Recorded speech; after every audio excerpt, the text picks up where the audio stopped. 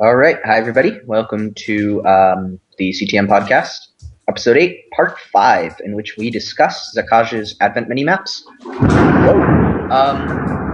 That was really loud thunder. Was that thunder? That was thunder and lightning. It's raining really hard at my house. Sorry. Did not expect that. I cannot, unfortunately, control the weather. We are talking about map number 5. Wait, Fang, you can do toggle downfall, can't you? Try it. / toggle downfall off. Off, you asshole. Nope, didn't work. Okay, we are talking about map number 5 in the Advent series, Arch-in-Carceron. I believe I pronounced that correctly. And from Xekaj's threat. Shrouded by the heated inferno of the dark cloud, this monument of despair stands invincible and alone in the void. Boasting a design born from the zero mercy mentality, this map is a challenge you may never beat. Yeah. Right. Xekaj, take it away. So this map kind of plays with a design that I really like, using the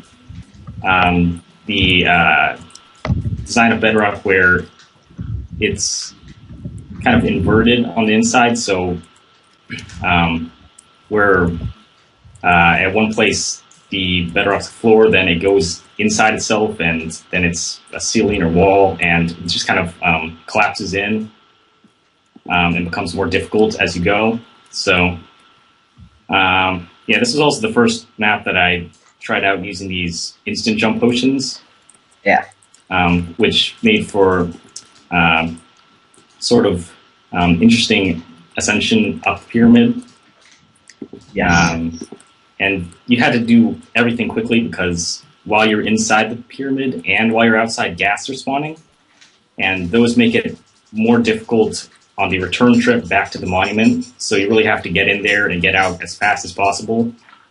And really have to utilize the potions to the best of your ability. And then inside, inside, like I said, it kind of goes in and out, up and down, using this same bedrock as walls and floors. Yeah. Then in the center, it uses like the attributes of spiders that they can only fit through one high gaps. Yeah. So all that kind of makes it difficult because you're always in range of something, even if it's in another area. I felt like this one was definitely the most difficult out of the first 5. It's incredibly challenging. Definitely took me over 10 attempts just to finally get this one down, but did eventually get it. Absolute pain to do, but I really enjoyed this one because of how difficult it was. It required a lot of really rapid thinking and a lot of quick reaction time. I'm actually playing it now on 16. Inside the pyramid was probably the hardest bit for me, but once I figured out how to block, get the blocks set up so I could just block off the spider entrance, it became a little more dealable, I suppose. I really liked, this was where, as you mentioned, the jump boost splash potions of short duration were introduced, and I thought they worked really, really well, as they didn't screw up the groove of the gameplay by having a constant jump boost active, and instead let you select when you needed it, and you had to use it wisely. Yeah, I have to agree. Thought that worked really, really well. Once you got inside, it became incredibly difficult to do swarming of the spiders in close quarters, but if you blocked stuff off as you went down, I felt it became a lot more possible, per se. Yeah, I'm playing through it now, and oh man, once you get down in the red wall, I just kind of jumped for it and tried to survive, which I did. This is hell getting out. Yeah. I don't even want to know. How do you intend to delete this then? I think 3-2 did it best. I didn't watch 3-2. You should. He basically does kind of the strategy I defeated, but in a lot more efficient way. He gets up to the top really quickly and then just slowly makes his way down through the middle, blocking stuff off as he goes, so that almost none of the spiders even got to him in the first place. Which I thought was really well done on his end. He played it perfectly. Albeit a little slow. And then it was kind of a race race for time at the end to kind of get the stuff down on the monument before the ghasts blew them up. Yeah, stuff like that sometimes can be pretty bad, though. This one is also probably the creepiest design out of the first 5. It's got this massive, heavily eroded, creepy mass of bedrock and lava floating above it that looks almost like a dark cloud of webs that I really liked.